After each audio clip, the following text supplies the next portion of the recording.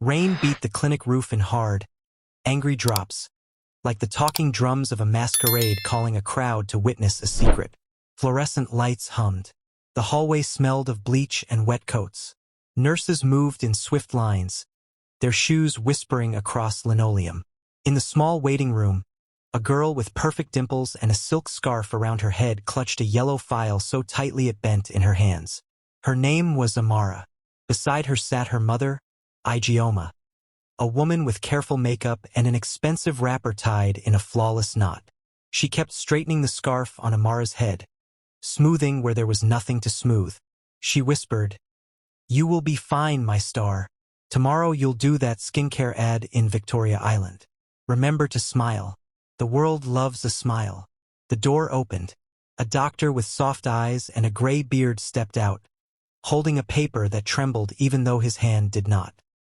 He had the sober look of a man who had given too many storms their names. "Amara," he called. The room breathed in. They followed him into a small office. On the wall, a poster said, "Health is wealth," but the words felt like a joke you could not laugh at. The doctor sat, motioned for them to do the same, and placed the paper on his desk like a delicate plate.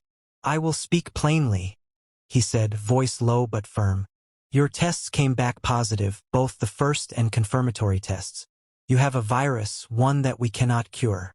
We can manage it, but it will live in your blood." For a long moment, the only sound was the rain. Amara's fingers loosened. The yellow file slid, landed on the floor, and spilled photographs of her. Smiling in bright dresses, smiling beside billboards, smiling beside grown men at brand parties in Lekki who held her shoulders like they owned the light in her eyes. Back then she was 15, 16, 17. Always the cute one. Always our golden girl. "No," Ijeoma said, too quickly. "Doctor, please check again. My daughter is careful. She is not one of those." She stopped herself and pressed a shaking hand to her chest. "She is in promotions only. Ambassadorship. I monitor everything." Amara sat very still. She watched the doctor's lips move, but the words came through cotton. "Medications, counseling, support groups. It is not a death sentence. We will teach you how to live with this." She nodded at the right times as if she had practiced this scene in front of a mirror and was now nailing her lines. Then the doctor reached for another envelope. "There is more," he said gently. "Your liver enzymes are very high. We will need to run more tests to see the full picture." "More?" Ijeoma's mouth hung open. "From where? She is just a girl." "She is only 18, Amara whispered. The word fell like a fruit that had ripened too fast and bruised itself. 18 last week, Mummy. You posted 20 pictures on Instagram. You said, 'To my beautiful brand.'" "Don't say it like that," Ijeoma snapped, like the edge of a broken glass. "I built you. I fought for you. Do you know how many agencies I pushed to get your face noticed? Do you know how many early mornings? How many late nights?" The doctor cleared his throat. "We will give you some privacy." He stood, his chair sighing in relief, and left them with the rain and the thin, shaking light. Silence stretched. Somewhere down the hall, a baby cried, thin, hungry, offended that the world had welcomed it with that hard rain. "I told you to be careful," Ijeoma said. Still a whisper, but a sharp one. "I told you who to sit with and who to avoid. If you have been doing things behind my back." Amara laughed. It shocked both of them. A small, broken laugh, like a bottle crackling in a fire. "Behind your back?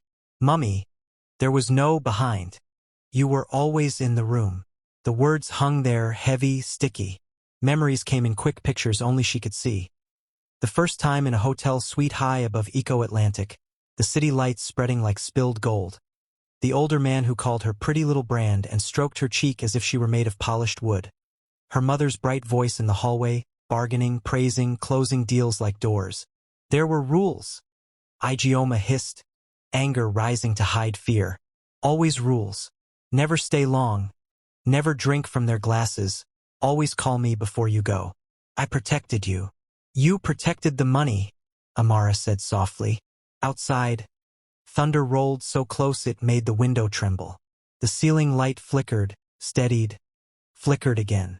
For a moment, shadows made their faces older, then younger, then older again. The door opened a crack.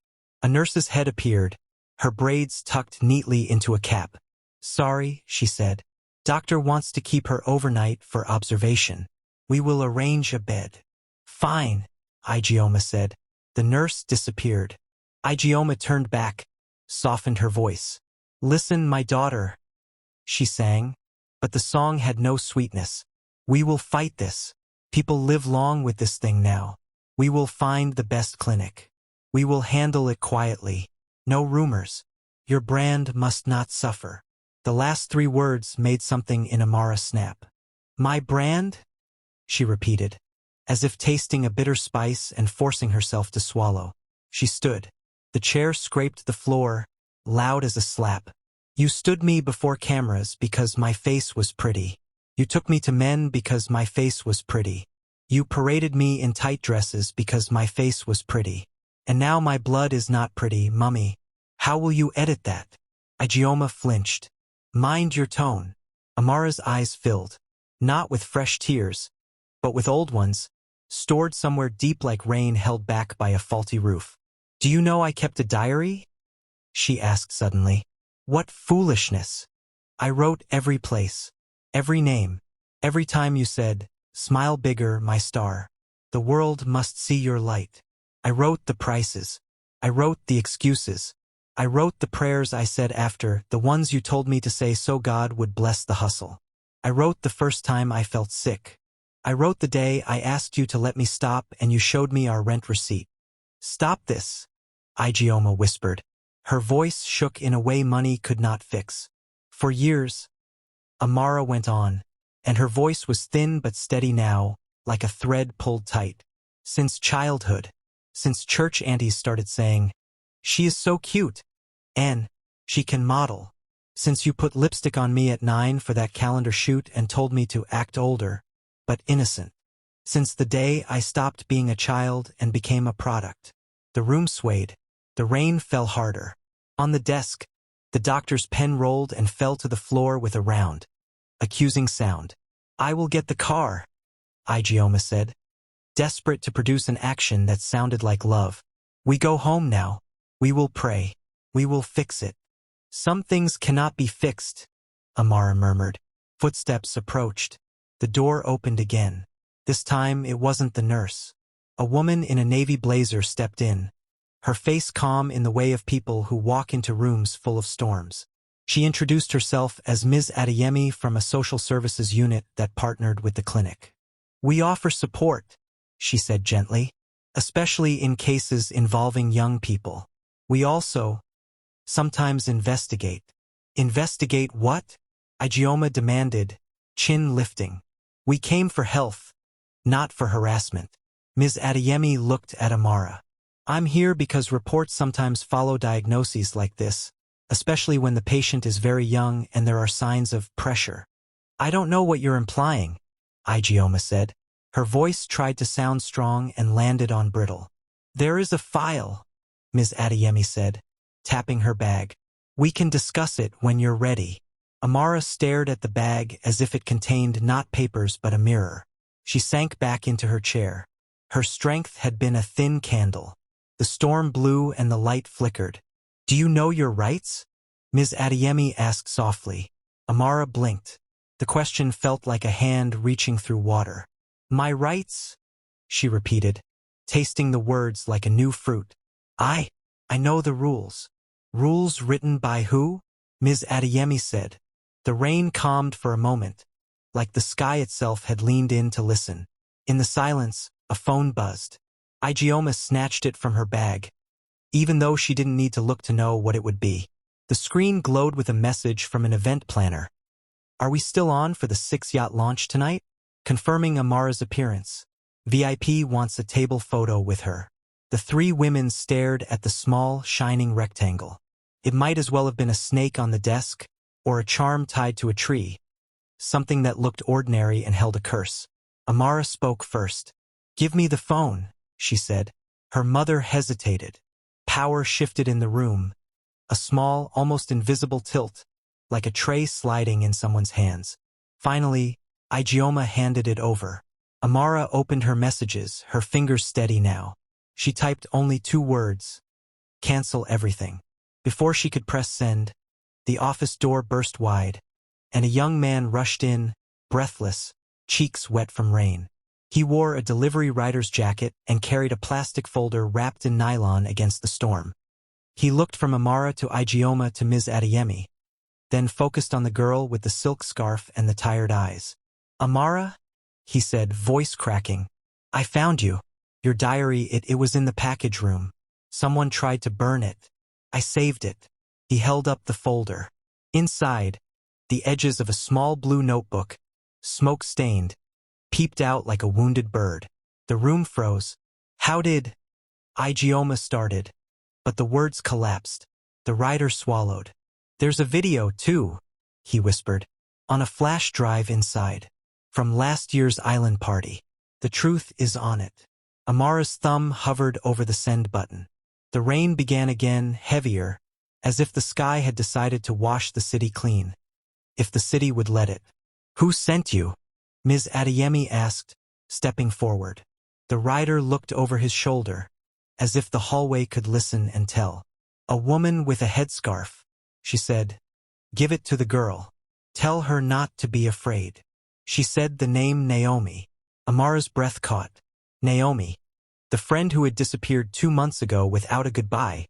The friend who had said, "One day, I will stop being a shadow in other people's pictures." The phone buzzed again. A new message flashed from an unknown number. "If you want to know who really made all the rules, meet me tonight, 9 p.m., by the old bridge in Makoko. Come alone." Amara looked up, eyes wide, heart pounding. The clock on the wall ticked, loud now, suddenly important. Somewhere inside the clinic, a generator coughed to life, and the lights steadied. She pressed send. Cancel everything. Then she looked at her mother, at the writer with the folder, at the calm woman from social services, and said the words that would change everything they thought they knew. "I'm going to the bridge." By late afternoon, the rain had thinned to a fine mist, like the city had decided to whisper instead of shout. The clinic corridor smelled of disinfectant and warm cassava from a food flask someone had opened too close to the nurse's station. Amara sat on the bed they had assigned her, a thin blanket across her legs, the blue diary on her lap. The plastic folder from the delivery rider lay beside her pillow, sealed again as if nothing inside could set a room on fire. The rider stood awkwardly at the door, cap in hand. "Name is Malik," he said at last, as if names were a bridge people had to lay plank by plank. "Malik Okoro. I sort packages for an events company in Surulere." That's where the diary came in. Someone labeled it photography props, but the nylon smelled like smoke. I opened it. "I saw your name." "Thank you," Amara said. Her voice was dry, like a throat learning to speak again. "You shouldn't go alone," Ms. Adeyemi said from the chair by the window. She had been there all afternoon, moving in and out to make calls, to get files, to speak softly with a calm that steadied the air. "Makoko at night is a maze. You can get lost even if you know it. Let me arrange officers to stand by, unseen but close." "They said I should come alone," Amara replied. "That kind of instruction is control," Ms. Adeyemi said gently. "Not care." "I'll keep the bike a distance away," Malik offered quickly. "You walk. I watch. If anything feels wrong, you call me. I come." Ijeoma stood by the sink, fingers tight around a hand towel she kept folding and unfolding. The towel's clean white edges kept going crooked, no matter how she pressed them. "You are not going anywhere," she said without turning. "We are going home. We will pray. We will speak to the doctor tomorrow. All this," she fluttered the towel. "All this noise will die down if we refuse to feed it." Amara looked at her mother's back and felt a small ache. Memory of braids on Sunday evenings, of fish pepper soup cooled by blowing, of lullabies hummed when fevers came. Then another memory rose and swallowed it. Lips painted on a child's face for a calendar shoot, an auntie saying older but innocent, a camera flashing too bright. Her chest tightened until the room felt short of air. I'm going, she said. With or without you. Ijeoma turned. Her eyes were glossy, but her voice stayed hard. You think you know more than me? The world is a market with teeth. I taught you how to walk there without getting bitten. You taught me how to smile while bleeding, Amara said. Silence fell quick and sharp. Ms. Adeyemi stood. We agree on a plan, she said, brisk now. No arguing. Safety first. Amara, you leave at 8:30. You share your location with me as you go. If at any point you say the word rain on the phone, we move in. Malik, you stay within 2 minutes. I will have plainclothes officers positioned near the market road. No heroics. We get evidence, we leave. What evidence? Ijeoma snapped. What is all this police story? This is a family issue. It stopped being only family, Ms. Adeyemi said evenly, the moment a child was turned into a product. The words hung in the room like a bell still ringing. At 8, the sky above Lagos had the color of burnt sugar, edges of cloud glowing where the last light retreated. Malik rolled his bike to the curb. The engine coughed, then settled into a steady thrum. He handed Amara a spare rain jacket. It may drizzle, he said, eyes not meeting hers, as if the jacket was a map and not a small kindness. I'm coming, Ijeoma declared suddenly, grabbing her purse. No, Amara said. She didn't raise her voice, but the word held a weight that made Ijeoma's hand loosen. Not this time. For a moment, something like fear crossed Ijeoma's face. Fear of being shut out, fear of a door closing that would not open again. She recovered and raised her chin. You will call me, she said. Every 15 minutes. Every 15 minutes, Amara agreed, though she knew the time ahead would stretch and bend like the wooden walkways she was going to. They rode. Lagos at night is a story told in headlights and horns. On the third mainland bridge, the lagoon lay black as a held breath. Patches of smoky air drifted from the suya stands below. A bus overtook them, loud music spilling from its cracked speakers. High-life horns, laughter. A conductor hanging on the edge and calling stops like he was calling out charms. Malik drove steady, shoulders set, eyes everywhere at once. You didn't have to help, Amara said over the wind. He shrugged. Sometimes the thing in your hand is meant for you. Sometimes it calls your name. The diary called me. Have you read it? No, he said, a little offended. It's not my story. At the end of the bridge they took a narrow road, then another, then a lane that didn't look like a lane until you were inside it. The houses leaned toward one another like neighbors sharing gossip. A dog barked once and decided they were nobody. The smell changed, brackish water with smoke, fish drying on racks. They parked in the shadow of a shuttered kiosk painted with a phone company logo. From there they walked. Makoko opened like a secret that had no choice but to be public. Wooden houses stood on stilts above dark water, each with its light and its noises. Pots clanking, a baby laughing, someone practicing a drum beat not yet ready for an audience. Narrow walkways ran between them, planks placed by hands that trusted the rhythm of the place. A woman with a headscarf sat by a lantern, peeling cassava in quick, sure motions. She glanced at them, at Amara's straight back and Malik's careful steps. The night is a cloth, she said, not unkindly. But the river sees through it. Malik nodded, as if this were both greeting and warning. They reached the old bridge, a low curve of concrete where the plank walk met land again. It had seen more feet than cars, more secrets than ceremonies. A naked bulb swung on a wire, making everything pulse from light to dark to light again. The water chattered under the bridge, like a crowd just out of sight. Amara checked her phone. 8:58 p.m. She sent her location to Ms. Adeyemi. A reply came back. Seen. We are near. One word if you want us in. I go from here, she told Malik. 2 minutes away. He hesitated. I stay where I can see. She walked. Each step felt like a sentence in a language she was just learning. Present tense, no future promised. She followed the curve to a shadowed corner where the bridge bones met the shore. The figure stood there, head wrapped, back to her. The person didn't move until Amara was close enough to smell the river on her clothes. Naomi? Amara whispered. The figure turned. It was Naomi, thinner, cheeks hollowed, eyes too big in a face that had once been round with laughter. She smiled, and for a second the years fell away and they were girls again, huddled in a bathroom sharing lip gloss and secrets. You came, Naomi said. Amara didn't know whether to hug or scold, so she stood very still. Why did you disappear? Because staying was making me disappear, Naomi said. Her voice was hoarse, like it had been used to shout at a wind that never listened. I tried to burn the diary, not because I wanted to erase you, because I wanted to erase them. But the fire refused me, so I saved it and hid. Who sent the message? Amara asked, glancing around. Who is they? Naomi reached into her bag and pulled out an envelope protected by a plastic sleeve. You will need this, she said. It's a copy of a contract. Signed when you were 12. Says you were 16. The signature? Your mother. The witness? A woman named Sade Cole.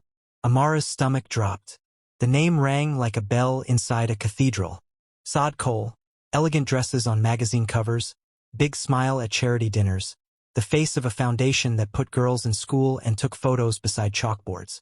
She runs Smile for Tomorrow, Amara said, mouth dry. Naomi nodded. Smile for tomorrow. Smile for the camera. Smile for the men. Same smile. Different brochures. Wind pushed at the swinging bulb. The light stuttered and steadied. The river licked the shore with small, hungry sounds. There's more, Naomi said, speaking faster now, as if speed could outrun consequence. The flash drive in your folder has payments. Lists. Photos from phones that thought they deleted properly. It shows who took a cut. It shows why the rules were always the same. Appear older, but keep the bow in the hair. Be warm, but don't say too much. Dance to the edges of danger, but pretend you don't see the cliff. Amara swallowed. Why tell me here? Why not go to the police? Why not shout it on television? Because shouting gets you followed, Naomi murmured.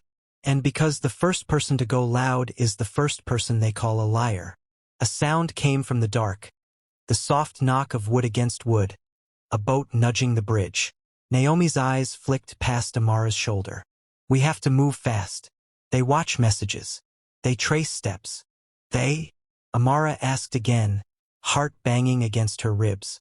The people who wrote the rules. A calm voice drifted from the shadow under the bridge. It was the kind of voice audiences trusted, the kind that introduced scholarship awards and health campaigns. It slid out of the dark like perfume. That will be enough. Amara spun. From the waterside, a long canoe bumped the stone, guided by a young man with a pole. A woman stepped from it as if stepping off a stage. Coat neat, scarf tied just so, silver bracelets chiming like small applause. Even in the thin light, her smile was unmistakable. Sade Cole, the face of billboards, the friend of ministers and mayors, the foundation banner in human form. Two men climbed out after her, suits damp from the mist, the kind of men who wore sunglasses at night because they thought darkness needed more darkness. Behind Amara, soft footsteps approached on the planks. Another presence closing the circle. She didn't need to turn to know who it was. The scent of her mother's perfume found her before the footsteps did. I told you to come home, Ijeoma whispered from the gloom. Her voice wasn't hard now. It was something else. A small, frightened animal looking for a hole to hide in. Sade's smile widened by a fraction. Ijeoma, she said, sweet as tea. You should have called me.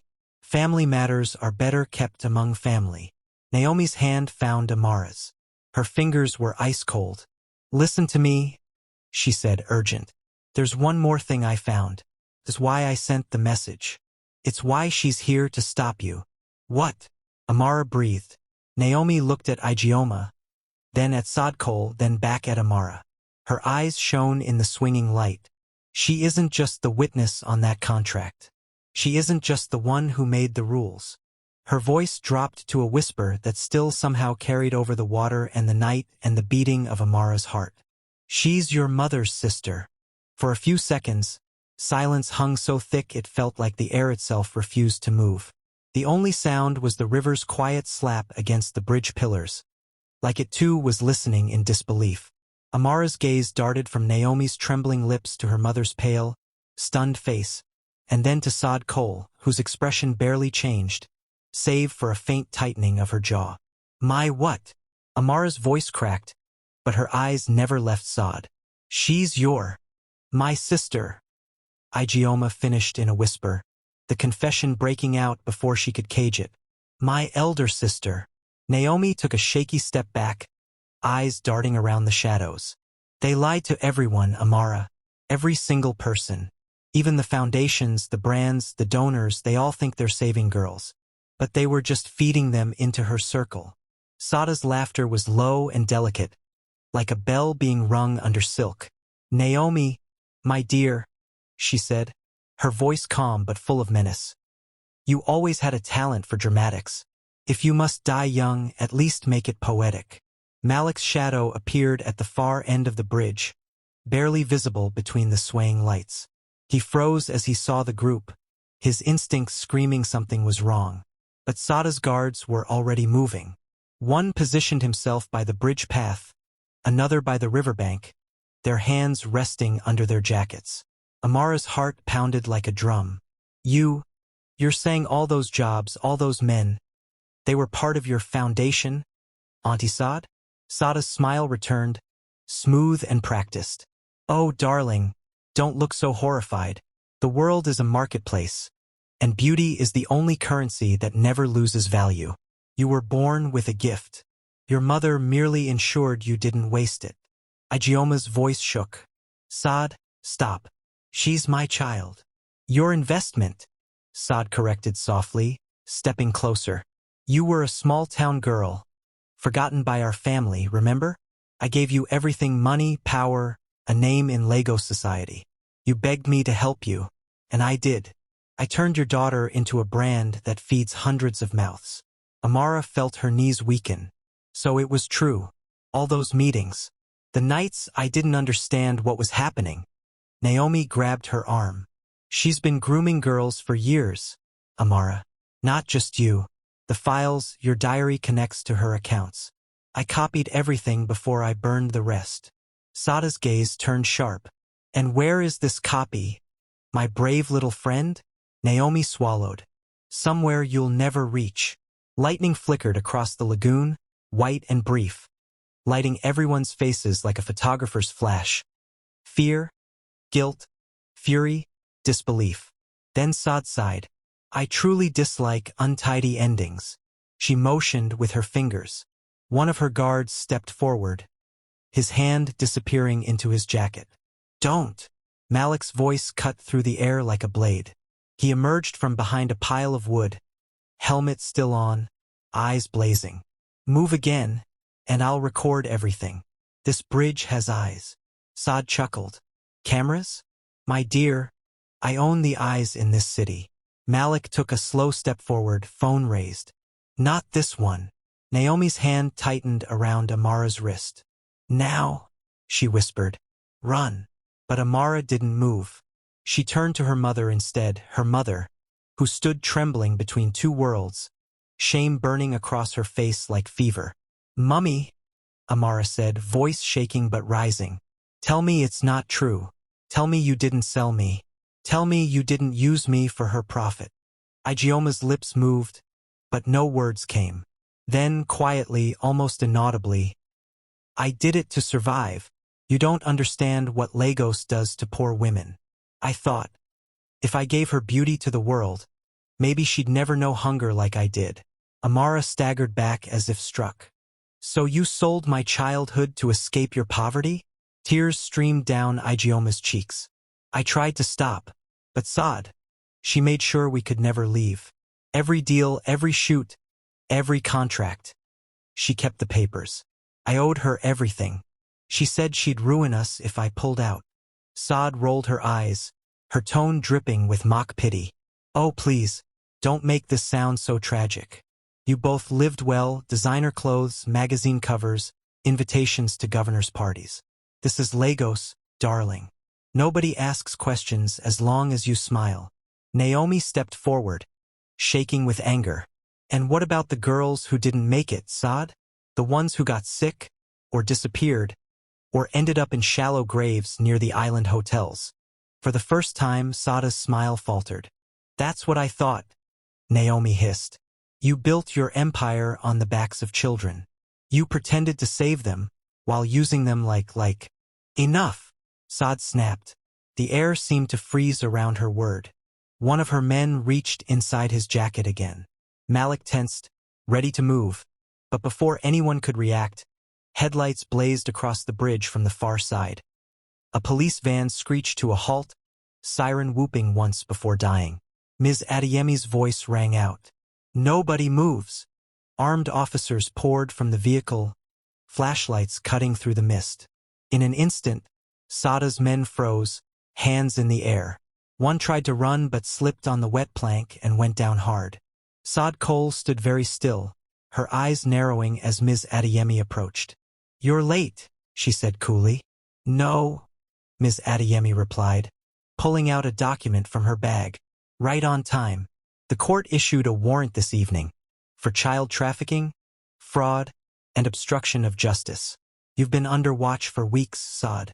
Amara's diagnosis just confirmed what we suspected.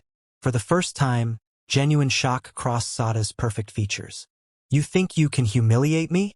Do you know how many politicians attend my fundraisers? Yes, Adeyemi said, and they'll all be watching the news tomorrow morning. Sade laughed once, cold and bitter. I'll be out before sunrise. Maybe, Adeyemi said, stepping closer. But your reputation won't. The officers moved in. Cuffs clicked. Sade's men protested, but their voices were drowned out by the rising wind and the hum of flashlights snapping photos. Amara stood frozen, tears spilling silently. Naomi reached for her hand, but she didn't move. Ijeoma dropped to her knees beside her daughter. Amara, please, she whispered, voice broken. I know I failed you. I know I destroyed what I was meant to protect. But please, forgive me. I don't want to lose you too. Amara looked at her mother. This woman who had once braided her hair and called her my golden star, who had painted her innocence and sold it to strangers. You already did, she said softly. As police led Sade Cole toward the van, Naomi touched Amara's arm. It's over. Amara shook her head. No, Naomi, it's not over. I can feel it. This is only the beginning. A sudden commotion broke out by the van. One of the officers shouted, She's running! Flashlights swung wildly toward the lagoon. Sade Cole had slipped free of a distracted guard's grip and sprinted toward the edge of the bridge. Her bracelets jingled as she ran, coat flaring behind her like a black flag. For one wild second, her eyes met Amara's, defiant, shining, almost triumphant. Then she leaped. A splash echoed, followed by silence. Only the dark river rippled where she fell. Search the water, an officer shouted. But when torches swept the surface, there was nothing. No bubbles, no fabric, no sound. Just the restless black of the lagoon swallowing secrets again. Ms. Adeyemi's face hardened. We'll find her, she said grimly. Nobody vanishes forever. Naomi exhaled, trembling. You don't know her. She plans everything.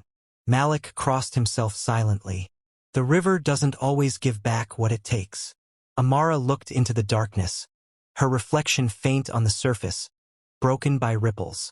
If she's alive, she murmured, she'll come back for more. And as thunder rolled in the distance, Ijeoma covered her face and wept. Share your thoughts below in the comments. And while you're here, remember to like this video and subscribe for more powerful African folktale stories that reveal the deepest lessons of life. Now, what happens after Sade's disappearance? Don't go anywhere. The next chapter reveals a truth that will leave you speechless. The next morning, Lagos woke with the sound of distant thunder and gossip. Radio stations buzzed with snippets of news. A high-profile arrest at Makoko Bridge. Sources say renowned philanthropist Sade Cole was taken into custody for alleged child exploitation. A missing suspect, Rumors suggest she escaped into the lagoon. Everywhere, markets, salons, Kiki stops, the same questions floated through the air. But none of them could match the storm swirling inside Amara's heart. She sat by the window of a safe-house apartment provided by the social services team. Outside, the street vendors were already shouting their morning chants, hawking puff-puff, akara, and steaming moi-moi. The smell drifted in through the open shutters. Normally, it was a comforting smell, the scent of ordinary life. But today it only reminded her of everything she'd never known as ordinary. Ijeoma sat quietly at the other end of the room, dressed in plain clothes for once, without her usual heavy jewelry or flashy makeup. She looked smaller, like the bright, proud woman from yesterday had melted into the shadows. Amara turned her head slightly. "You knew she was your sister all this time. Why didn't you tell me?" Ijeoma didn't answer immediately. Her eyes were fixed on the floor tiles, tracing invisible lines. "Because I wanted to forget her. I wanted to forget the woman who took everything from me. Even my name." Amara frowned. "What do you mean?" "She was always the favorite," Ijeoma whispered, voice trembling. "Our father left her the land, the business, the inheritance. When I refused to follow her rules, she made sure no one would employ me. When I got pregnant with you, I begged her for help. She agreed on one condition, that I'd work for her. That's how it began. The foundation, the modeling gigs, the introductions. I told myself I was doing it for your future, not realizing I was feeding you into her system. You were supposed to protect me," Amara said softly, tears welling. "I know," Ijeoma sobbed. "Every time I saw you smile for those cameras, I told myself it was success. I didn't see the chains. I only saw the shine." Naomi, sitting near the door, folded her arms. Sade was clever. She made every woman who worked for her believe they were being saved. But she only saved herself. Amara stared at the morning light creeping across the floor. "And now she's gone," she murmured. "Vanished into that river like she was never human." Ms. Adeyemi entered the room, holding a small folder. "Gone, yes," she said grimly. "But not forgotten. The police dredged the lagoon all night. They didn't find her body." Malik, who had been leaning against the wall, straightened. "So she's alive?" "Most likely," Adeyemi replied. "She has contacts, money, and a passport. We've issued an alert across the borders, but people like her don't disappear because they're dead. They disappear because they're dangerous." She opened the folder, revealing photos of bank records and copies of contracts. Naomi was right. Sade's network goes deep: politicians, business owners, even charity sponsors overseas. It's going to take months to untangle. Amara's eyes caught something in the folder. A photo of her younger self, barely 12, in a frilly pink dress and forced smile, standing beside Sade at an event banner that read "Smile for Tomorrow Charity Gala." Her mother stood slightly behind, smiling too, her eyes full of something between pride and fear, her stomach twisted. "I was just a child." "Yes," Adeyemi said softly. "But now you're a witness, and you have something even Sade doesn't, a voice that people will listen to. If you choose to speak." "Speak," Amara echoed. "You mean tell the world everything?" Adeyemi nodded. "We can protect you, but if you tell your story publicly, it could change lives. It could break this cycle for other girls who are still trapped in her web." Ijeoma looked up suddenly. "No, you can't do that. Do you know what they'll say about us? The shame." "Shame," Amara interrupted sharply. "You're worried about shame after what we lived through?" "Amara, please." "No, Mummy." Amara's voice cracked. "You always told me to smile for the world. Well, now I'm done smiling. I want the world to see the truth, not the brand you made me into." Naomi stood, nodding in support. "I'll stand with you. If the truth comes out, maybe the girls we lost won't be forgotten." Malik's deep voice joined them. "And I'll help too. I can record your testimony, turn it into a documentary. People will believe you when they see your face." Adeyemi smiled faintly. "That's the spirit. Just know it won't be easy. The media will twist things. Some will call you a liar, others will call you a victim. But once the story is out, it can't be silenced. Amara exhaled, her heartbeat loud in her ears. Then let them talk. I've been silent long enough. That night, they gathered around a small table. Malik set up his camera, its red recording light glowing softly in the dim room. Amara sat straight, the diary open before her. She took a deep breath and looked directly into the lens. My name is Amara Ijeoma Cole, she began slowly, her voice steady but thick with emotion. For years, people knew me as the pretty girl in ads and billboards. But behind the lights and makeup was a secret built by the two women who raised me. My mother and her sister, Sade Cole. As she spoke, Naomi sat in the corner, her hands trembling but her eyes fierce. Ijeoma wept silently, hands covering her face. Adeyemi recorded everything carefully, making sure every word was documented. Amara continued, voice gathering strength.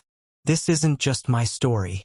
It's the story of every girl who was told her worth depended on how beautiful she looked or how much money her face could bring. It's for those who were promised dreams but given nightmares instead. The room was silent when she finished. The only sound was the faint buzz of the camera shutting off. Malik whispered, "That was powerful." But before anyone could say more, Adeyemi's phone vibrated sharply. She frowned, checked it, and her expression turned pale. "What is it?" Naomi asked. Adeyemi swallowed. "The news. They just spotted someone matching Sade's description boarding a private jet at Port Harcourt Airport, using a fake passport." Amara's chest tightened. "She's alive. And if she's escaping Nigeria," Adeyemi said gravely, "then she's not running away, she's regrouping. People like Sade don't disappear quietly. They return when the world forgets them." Ijeoma whispered through her tears, "She'll come for us." "No," Amara said, eyes hardening. "Let her come. I'm not that scared little girl anymore." She picked up her diary and pressed it to her chest. "If she wants to silence me, she'll have to silence every voice I've awakened." Outside, thunder rumbled again over the city.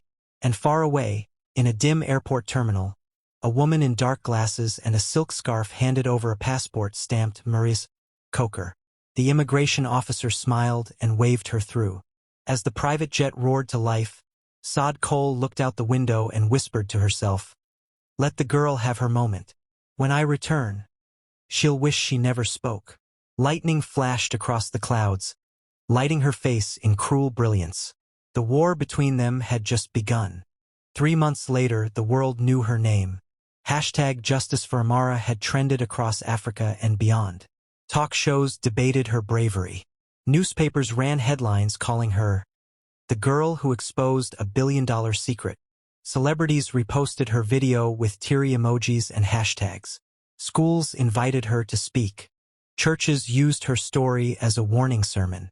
But while the world celebrated her courage, Amara lived every day like someone walking through fog, half grateful, half afraid. She had become both symbol and target. From her small apartment in Surulere, she could hear the street life continuing as usual. Hawkers calling, Danfo conductors arguing, radios playing Burna Boy's latest song. But her world had changed. Fame, she had learned, was just another cage. Malik's documentary had gone viral. It had gathered over 2 million views within a week on YouTube. The video ended with Amara reading from her diary, her voice steady. "They told me to smile. I'm done smiling." The internet erupted. People called her brave, called her a hero, but not everyone believed her. Some accused her of chasing clout. Some said she was paid to destroy powerful people. And some, those connected to Sade's empire, sent threats that came in shadows. Strange cars idling outside, anonymous calls with silence on the other end, packages left at her doorstep with no names. That morning, Naomi burst into the apartment with a folded newspaper in hand. "You need to see this," she said breathlessly. Amara looked up from the laptop where she was reading comments. "Another article?" Naomi tossed the paper onto the table. On the front page was a bold headline. Sade Cole Foundation rebrands abroad. Claims Nigerian government framed her. Below it, a photo of Sade, dressed in a sharp white suit, shaking hands with a European business magnate in a press conference setting. She looked radiant, composed, untouchable. "She's calling herself Marie Coker now," Naomi said bitterly. "And she's opening a women empowerment branch in South Africa. She's using the same model, Amara, the same kind of girls." Amara's eyes darkened. She didn't run away. She expanded. Naomi nodded grimly. "And now she's telling international media that you're lying. That your video was manipulated by political enemies." Malik entered the room holding his phone. "She's on TV right now. Live interview." They all gathered around his phone. The screen showed a studio set, clean, modern, glossy. Sade Cole, alias Marie Coker, sat in the center, smiling calmly as the host leaned forward. "So, Ms. Coker," the host said, "you deny all allegations from your niece, Amara Ijeoma?" Sade gave a small, pitying smile. "My dear, that poor girl was used by bad people. She's not well. She's ill, emotionally unstable. I tried to help her, but she turned against me." Amara's fists clenched. "She's calling me crazy now." "Let her talk," Malik said, hitting record on his own camera. Sade continued, "There are those who profit from fake stories. My foundation has always supported young girls. I have nothing to hide." She looked directly into the camera and added, "If my niece ever wants to come home, my arms are open." Naomi muttered under her breath, "Open," to choke her. Amara stood abruptly. "No more hiding. If she wants to play public, we'll play public. I'll go live tonight. Speak directly to her lies." Malik frowned. "Amara, you should think." "I have thought," she interrupted. "This isn't about fear anymore. It's about truth." That evening, Lagos skies glowed orange with sunset when Amara sat before the camera again. No fancy makeup, no special lighting, just raw truth. "Good evening," she began softly. "You've heard Sade Cole, now calling herself Marie Coker, say I'm lying. You've seen her smile, her suits, her foundations. But I want you to listen to something." She opened the diary to a specific page. "This is dated 2 years ago. It's her handwriting. She signed it herself."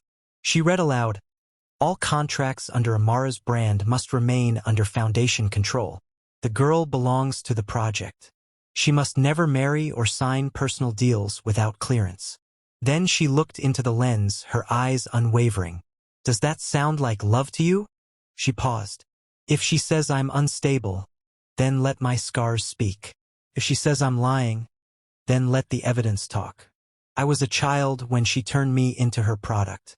But I'm not a child anymore. And I'm not afraid of her."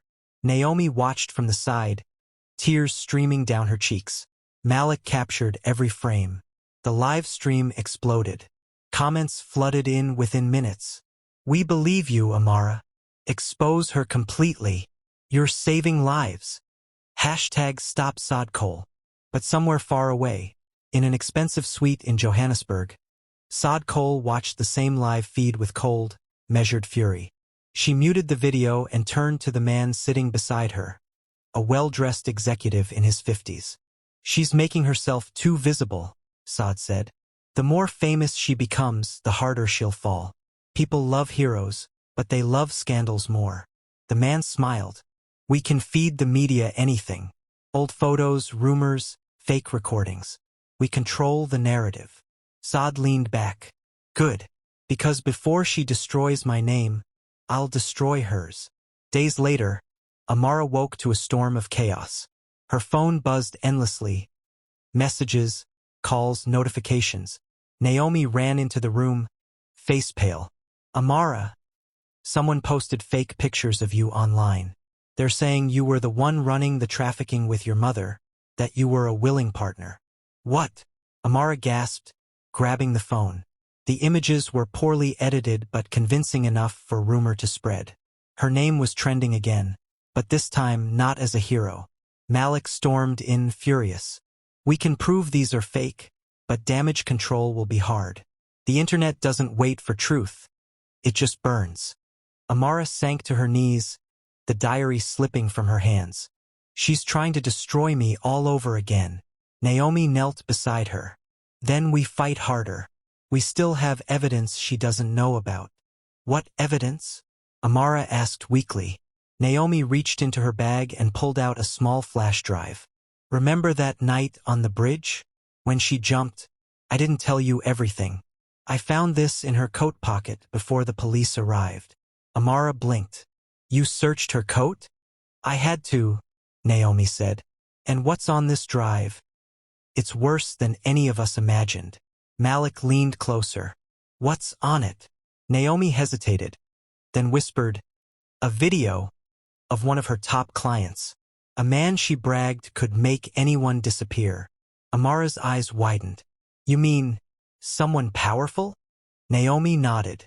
Someone very powerful. And he's Nigerian. They exchanged fearful glances as thunder rumbled outside again. Malik inserted the flash drive into his laptop. The screen flickered, and a video began to play. A lavish party, the familiar laughter of politicians, and in the center of it all, Sade Cole, clinking glasses with a smiling, gray-haired man. Amara's blood ran cold. That's the Minister of Commerce, she whispered. He's still in office. Naomi nodded gravely. And if this video gets out, it won't just destroy her. It'll shake the entire government. Amara stared at the screen, heart pounding. The truth she had wanted so badly now threatened to explode far beyond her control. Malik closed the laptop slowly. We need to be careful. If we release this, we might not live to tell the rest of the story. Amara stood, fists clenched. Then we release it anyway. Naomi looked at her in disbelief. Amara, this could put us in danger. I know, she said. But if we keep hiding, then Sade wins. And I can't let her own my silence again. Outside, lightning flashed across the darkening sky. Just as, somewhere abroad, Sade Cole picked up her phone and made a single call. Start the operation, she said coldly. It's time to bring the little girl home. One way or another. The line went dead. And at that moment, the lights in Amara's apartment suddenly flickered, then went out completely. Only darkness remained. The blackout hit like a punch. The sudden darkness swallowed the small apartment, leaving only the sound of rain whispering against the window. Naomi froze mid-breath. Power cut, she whispered. Malik shook his head, his silhouette barely visible. No, that wasn't Nipa. That was deliberate. The hum of the refrigerator stopped. The street outside, usually full of flickering bulbs and Danfo headlights, was silent. Even the dogs weren't barking. Amara's pulse thudded in her ears. They've found us, she murmured. Before anyone could reply, there was a faint scrape at the door. Not a knock, just the sound of metal sliding against metal. A lock being tested. Malik motioned for silence. He moved quietly to the table, grabbed his camera tripod like a weapon, and gestured toward the window. Naomi and Amara crept after him, feet barely making a sound on the tiled floor. Then the lock turned. A click. A pause. Then the door swung open. Two figures slipped inside. Men dressed in dark jackets, faces half hidden under caps. Their movements were too smooth for burglars. One of them lifted a small flashlight, its beam sweeping across the living room like a searchlight. Malik whispered, "Now!" He kicked the table toward them, knocking the flashlight aside, and lunged. Chaos exploded. A loud crash, the shattering of glass, and Naomi's terrified cry filled the air. Amara dove for the laptop, the flash drive still inside. She yanked it out, clutching it tight, but one of the men grabbed her arm. "Give it to me," he hissed. His accent was foreign, West African, but not Nigerian. "We don't want to hurt you, girl. Just the drive." Amara twisted, kicking him hard in the shin. He stumbled, cursing. Malik swung the tripod, striking the other man in the shoulder. Naomi threw a flower vase that smashed against the wall, splattering water and petals. "Go!" Malik shouted. "Back door." Amara bolted toward the kitchen. She reached the small back door that led to the alley, fumbling with the rusty bolt. Rain and fear slicked her hands. The bolt jammed. Behind her, Malik grunted. One of the men had tackled him to the ground. Naomi tried to pull the intruder off, but another pair of hands grabbed her from behind. Amara wrenched the bolt loose just as a hand seized her shoulder. She spun and swung the nearest object, a frying pan, into the attacker's face. He fell back with a muffled groan. "Run!" Malik shouted again. Amara stumbled into the alley, rain hitting her like tiny needles. The flash drive burned cold in her fist. Naomi followed, breathless, bruised, her hair half loose. Malik stumbled out after them, limping.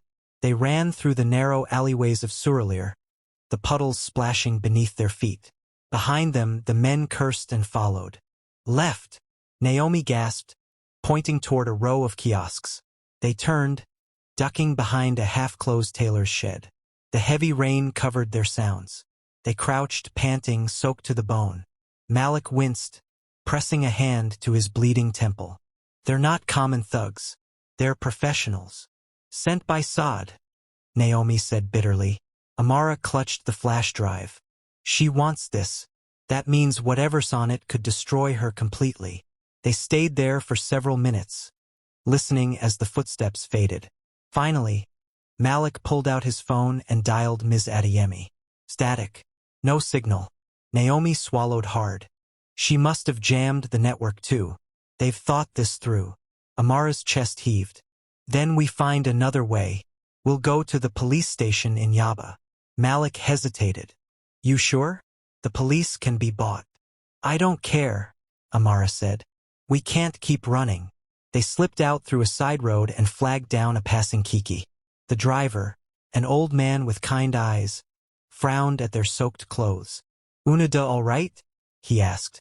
"Just drive us to Yaba Division," Malik said, panting. "Please. Fast." The Kiki rattled into the wet streets, weaving between abandoned stalls and puddles reflecting broken neon lights. Halfway there, Amara's phone buzzed. A message from an unknown number. She opened it. "You shouldn't have run, Amara. The city is smaller than you think." Her blood ran cold. Naomi peered over her shoulder. "Delete it." "No," Amara said, her voice shaking but determined. "Let them watch. They'll see me fight." At the police station, an officer led them into a dim office with flickering lights. They explained everything: Sade, the attack, the flash drive. The officer listened, nodding slowly, then leaned back in his chair. "This case Big O," he said finally. "You people no get lawyer?"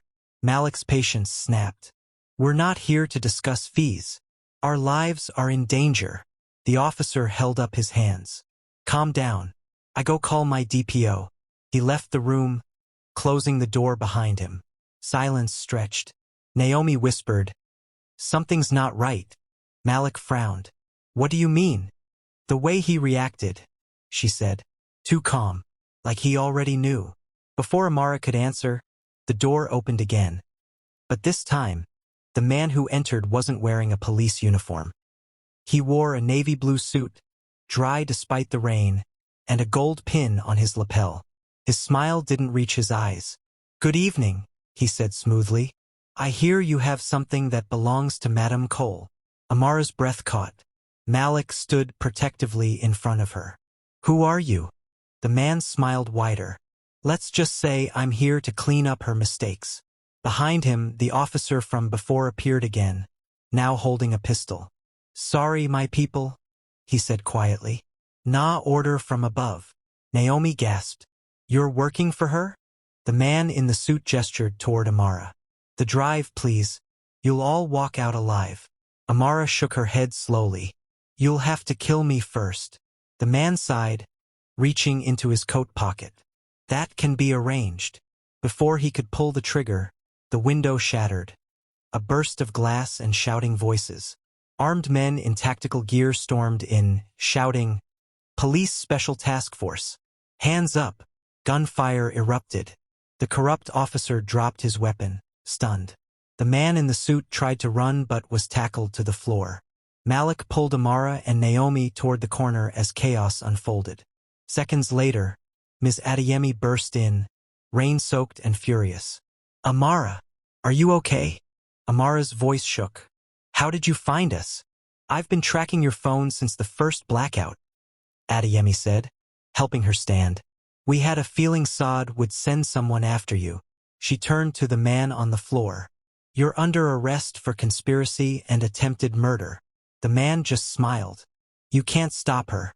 She's not done. Adeyemi's eyes narrowed. We'll see. Hours later, back in a secure facility, Amara sat on a cot, wrapped in a blanket.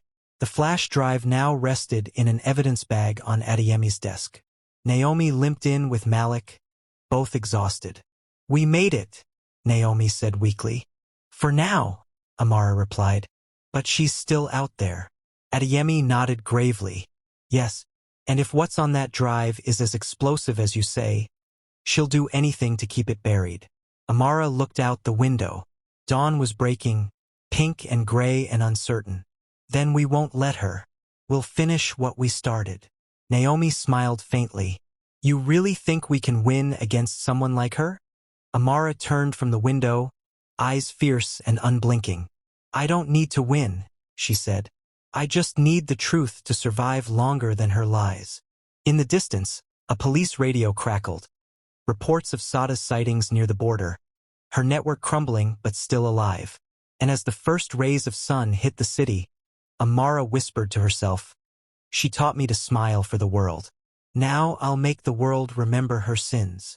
But even as she said it, far away in a hotel room lit by soft golden lamps, Sade Cole stood before a mirror, alive and calm, speaking into her phone. Plan B, she said softly. If I can't silence her, I'll destroy her from within. Her reflection smiled back, cold and certain. The war was far from over. It had been 2 quiet weeks, too quiet. The news cycle had moved on. The city's noise had returned, and the trending hashtags about Amara had been buried under new scandals. New celebrities, new distractions. But silence, Amara had learned, was never peace. It was the breath before the next blow. Inside the safe house compound in Ikeja, she sat on the small balcony, watching the street below. Vendors shouted in Yoruba, generators hummed, and a boy pushed a wheelbarrow full of oranges past the gate. It looked like normal life, but Amara no longer trusted normal. Naomi joined her with a bowl of pap and akara. You didn't eat last night, she said. You need strength. Amara gave a faint smile. Food doesn't fix fear, Naomi. Neither does starving, Naomi replied. You're turning into a ghost. Amara stared at the rising sun.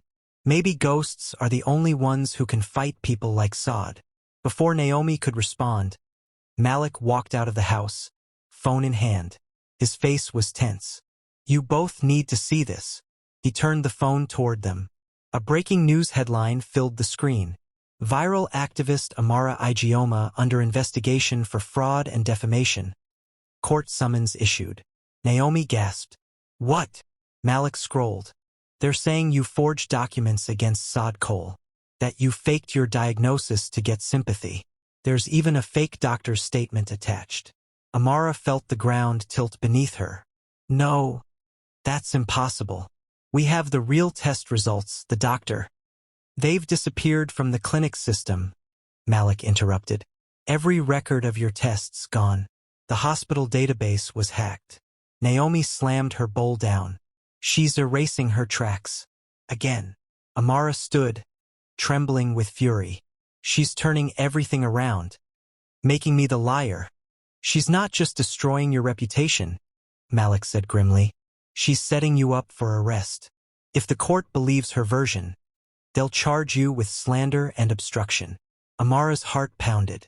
That means I'll go to jail. Naomi grabbed her shoulders. Not if we move first. We still have the flash drive. Malik nodded. And I made backup copies, too, hidden in different places. If we can get that footage to an independent international journalist, someone beyond Sade's reach, she won't be able to bury the truth. Amara looked between them. But how? She's controlling everything. Police, hospitals, even the media. Malik's lips curved into a small, dangerous smile. Then we take the truth to the one place she can't control. Where? Naomi asked. The people, Malik said. We go live. Again. But not just YouTube, every platform at the same time. We stream the video from the flash drive for the world to see. Amara hesitated. That will paint an even bigger target on us. Naomi met her eyes. We're already targets. That night, they gathered in the small living room. The only light came from the glow of their laptop screens and a small lantern on the table. Malik set up the cameras while Naomi tested the Wi-Fi hotspot. Amara sat in front of the camera, her hair pulled back, face bare, eyes fierce. She took a deep breath. "Are we ready?" "Ready," Malik said. "When you say go, the file will stream across multiple platforms. Facebook, YouTube, X, TikTok, everything." Naomi added, "Once it's live, no one can stop it. Even if they cut the connection, millions will have already downloaded it." Amara nodded. "Then let's begin." Malik hit record. "Good evening, everyone," Amara began. "My name is Amara Ijeoma Cole.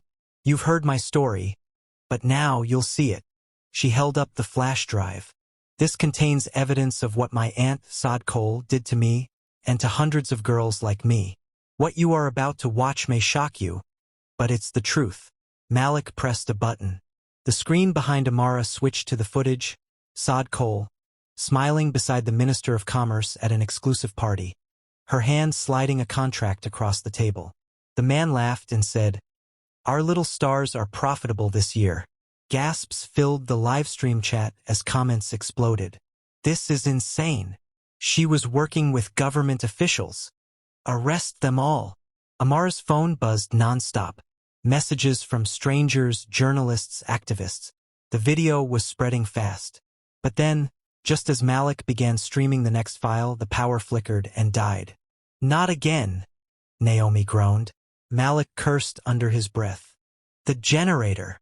Before they could move, a piercing sound erupted, a whine of feedback, then a voice. "Impressive, Amara," the voice said.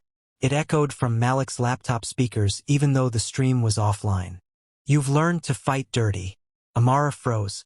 She knew that voice. "Sade, still trying to win pity from strangers?" The voice mocked. "Do you think they'll care when you're gone? People forget quickly, my dear." Naomi lunged for the laptop. How is she speaking through? Malik grabbed the device, typing rapidly. "She's hacked our feed. She's in the system."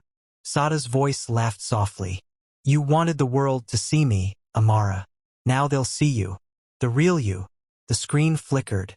Suddenly, a new video played, doctored clips of Amara, edited to make it look like she was celebrating with Sade at parties, taking money, signing fake deals. Her face looked real, but her words were twisted by deepfake software.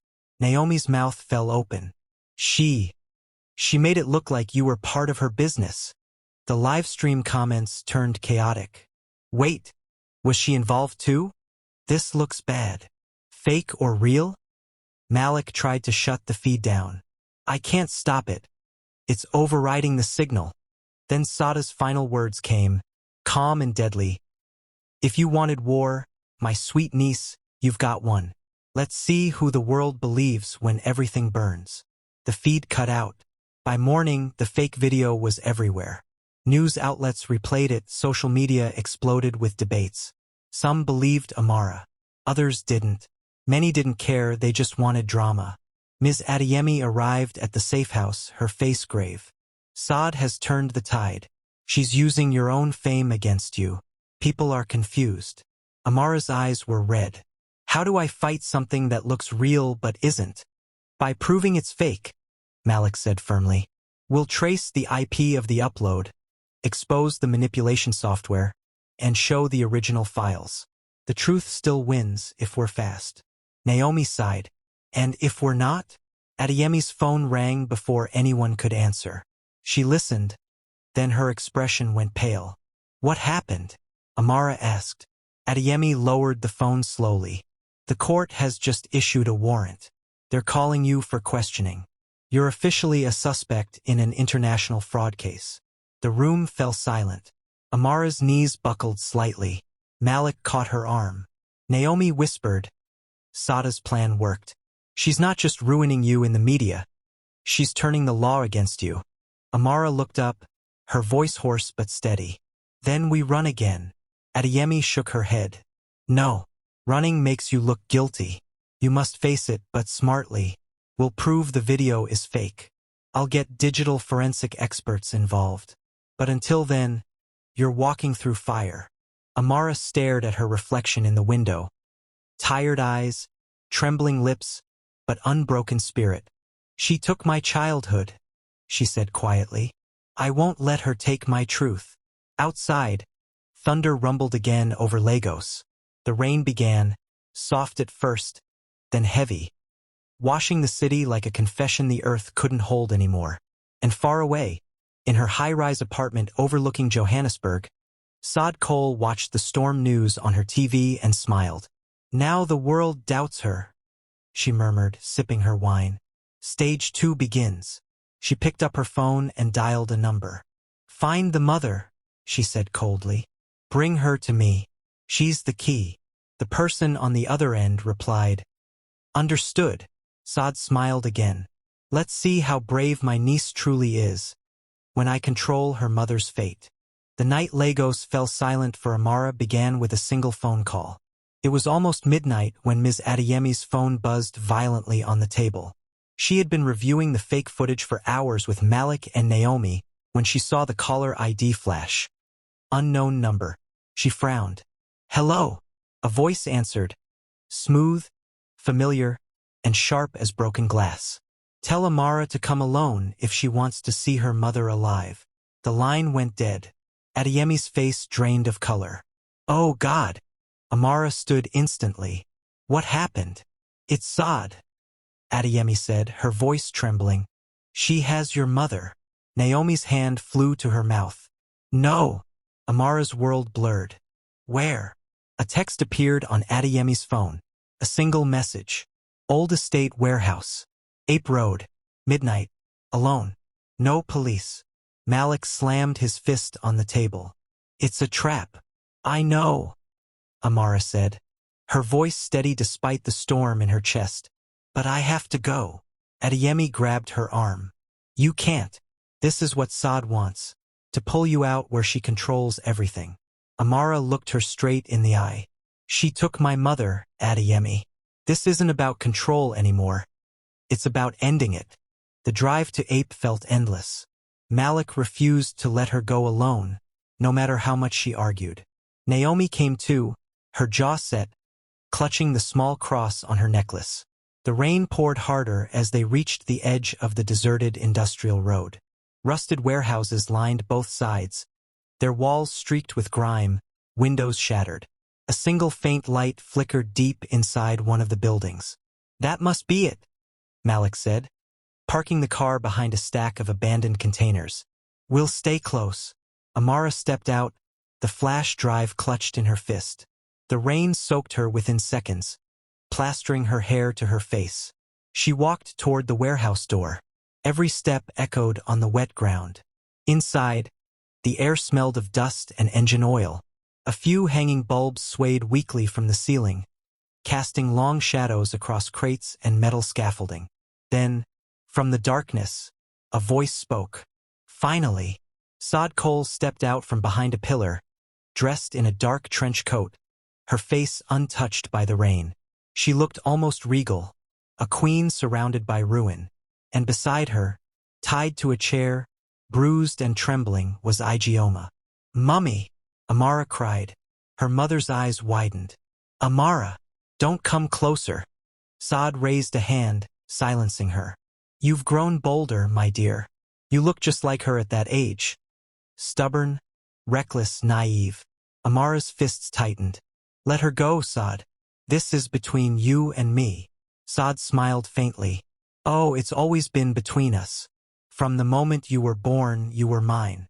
Your mother may have carried you, but I shaped you. Every photo, every deal, every lie you told yourself that you were special. It all came from me. You used me, Amara spat.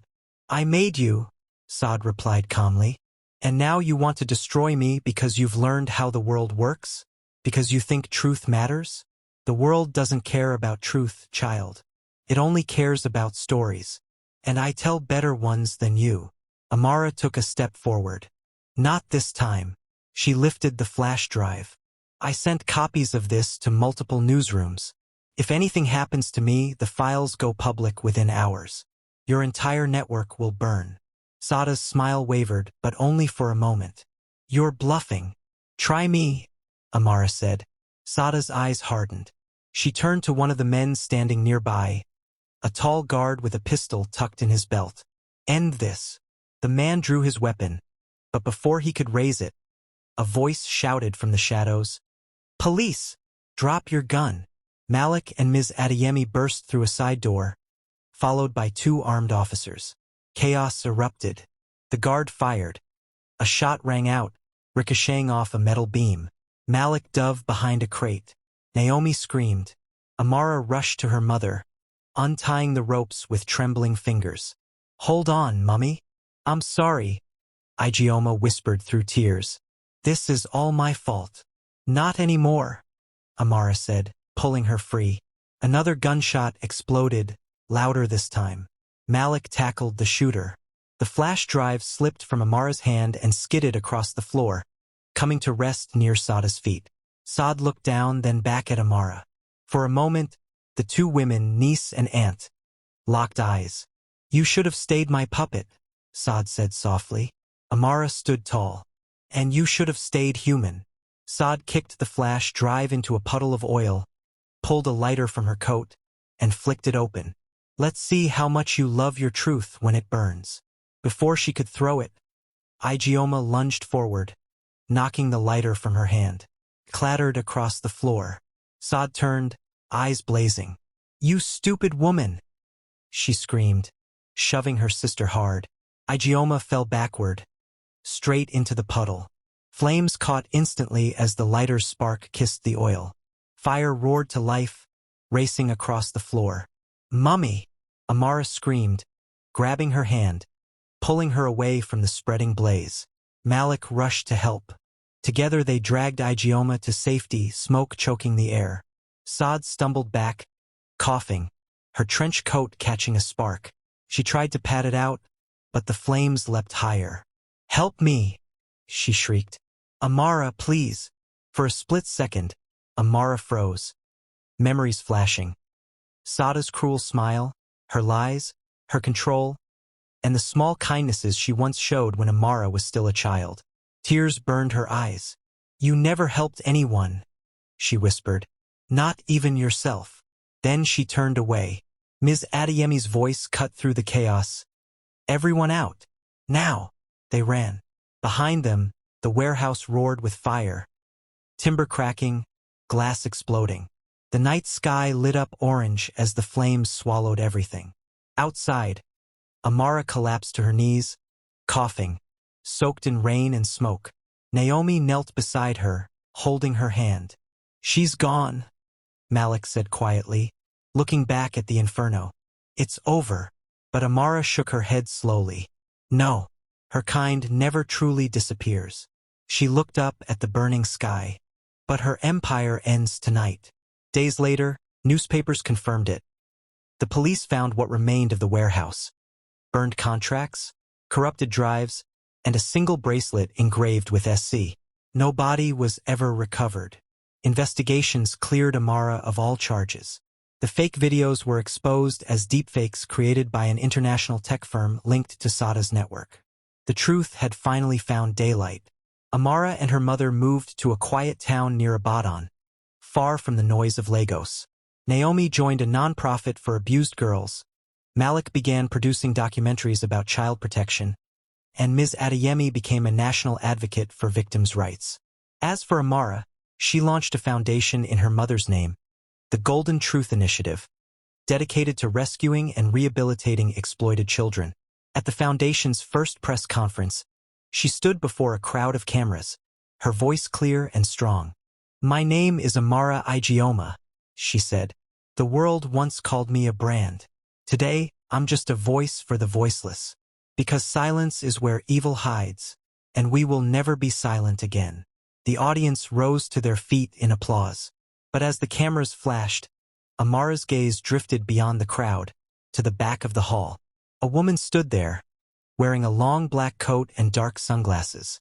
Her lips curved in a faint, familiar smile before she slipped quietly out the exit. Amara froze. For a moment her heart stopped. Then she whispered, "Sade." Malik touched her shoulder. "What's wrong?" She forced a smile. "Nothing. Just a memory." But deep inside she knew. Sade Cole was alive. And somewhere in the shadows, she was still watching.